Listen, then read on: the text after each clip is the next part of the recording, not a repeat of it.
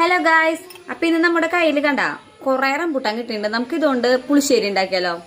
അപ്പം ഇന്നത്തെ special rambutan പുളിശ്ശേരിയാണ് കേട്ടോ. അപ്പം എല്ലാവരും ഇവിടെ കമ്മോൺ. അപ്പോൾ ആദ്യം തന്നെ നമ്മൾ റംബൂട്ടാനെ ക്ലീൻ ചെയ്ത് വാഷ് ചെയ്തെടുക്കാൻ ഞാനൊരു 10 റംബൂട്ടാനെ ആകെ എടുത്തിട്ടുള്ളൂ കേട്ടോ. പിന്നെ നമ്മൾ കറി സെറ്റ് ചെയ്യാൻ പോകുന്നത് മൺചട്ടിയിലാണ്. മൺചട്ടിയിൽ ആദ്യം തന്നെ നമ്മൾ റംബൂട്ടാൻ ഇടാം.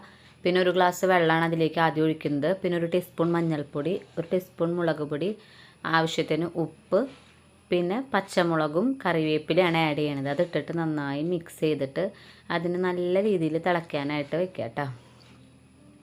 അത് നന്നായി തിളച്ച് വരുന്നതിൻ്റെ ഇടയിൽ നമുക്കിതിലേക്കുള്ള അരപ്പ് റെഡിയാക്കാം.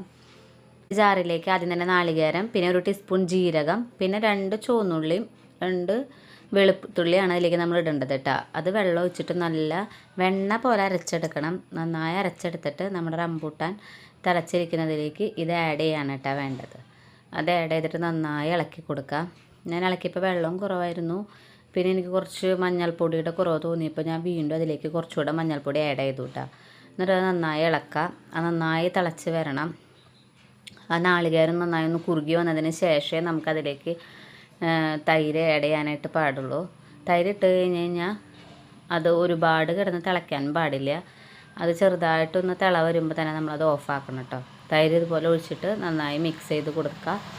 അത് തിള വരുന്നത് വരെ നമ്മൾ നോക്കാം കേട്ടോ. ചെറിയൊരു തിള വരുമ്പോൾ തന്നെ അത് ഓഫാക്കണം. ഇനി അടുത്ത പരിപാടി അത് കാച്ചലാണ്. അതിനായിട്ടൊരു പാൻ ആദ്യം തന്നെ അടുപ്പത്ത് വെച്ചിട്ട് അതിലേക്ക് കടുകാണ് നമ്മൾ ആദ്യം ഇടുന്നത്. പിന്നെ ഉലുവ, വറ്റൽമുളകും വേപ്പിലയും, ഇതെല്ലാതും മസ്റ്റായിട്ട് ഇടേണ്ട ഐറ്റങ്ങളാണ് കേട്ടോ. അതിട്ടിട്ട് നന്നായി ഒന്ന് മിക്സ് ചെയ്തിട്ട് നമ്മുടെ കറിയിലേക്ക് അത് ഒഴിക്കുക. അതോടുകൂടി നമ്മുടെ കറിയുടെ പരിപാടി ഫിനിഷ് ആയിട്ടുണ്ട് കേട്ടോ. കണ്ട കളറ് തന്നെ കണ്ടില്ലേ? നല്ലൊരു അടിപൊളി കളറിലാണ് അത് ഇരിക്കുന്നത്. അതിങ്ങനെ കാണുമ്പോൾ നമുക്ക് കഴിക്കാൻ തോന്നുന്നൊരു സ്റ്റൈലിലാണ് നമ്മുടെ കറി ഇരിക്കുന്നത്. ശരിക്കും നമ്മൾ മാമ്പഴ പുളിശ്ശേരി വെക്കുന്ന ഒരു രീതിയിൽ തന്നെയാണ് നമ്മൾ വെക്കുന്നതും. അപ്പോൾ നമുക്കിനി അടുത്തതായിട്ട് ഇതൊന്ന് ടേസ്റ്റ് ചെയ്ത് നോക്കാം.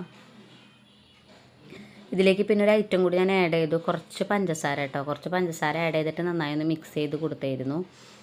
അത് നിർബന്ധമില്ല, ആഡ് ചെയ്യണവർക്ക് ആഡ് ചെയ്യാം. മധുരം കുറവ് തോന്നി കഴിഞ്ഞാൽ ആഡ് ചെയ്യാം കേട്ടോ.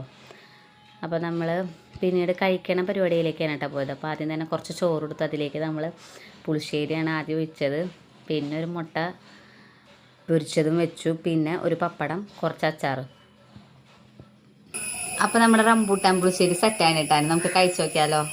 അപ്പോൾ നമ്മൾ അതിനായിട്ടൊരു മുട്ട എടുത്തിട്ടുണ്ട്, പിന്നെ ഒരു പപ്പടം, പിന്നെ കുറച്ച് അച്ചാർ ഇട്ടാം. ഇനി കഴിച്ച് നോക്കാം.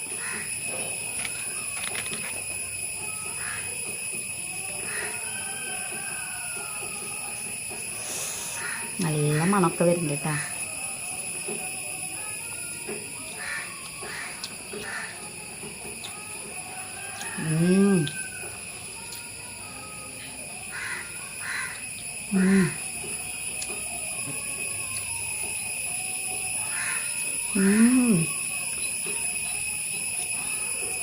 നല്ല ടേസ്റ്റ് ഉണ്ട് കേട്ടോ. അടിപൊളിയുണ്ട്. ഞാൻ ആദ്യമായിട്ട് റംബൂട്ടാൻ പുളിശ്ശേരി ടേസ്റ്റ് ചെയ്യുന്നത്. നല്ല അടിപൊളി ടേസ്റ്റാണ് കേട്ടോ. മസ്റ്റായിട്ട് എല്ലാവരും റംബൂട്ടാൻ കിട്ടുമ്പോൾ വീട്ടിൽ ട്രൈ ചെയ്യേണ്ട ഒരു അടാറായിട്ടാണ് കേട്ടോ. എന്തായാലും ട്രൈ ചെയ്യണം, അത്ര ടേസ്റ്റാണ്.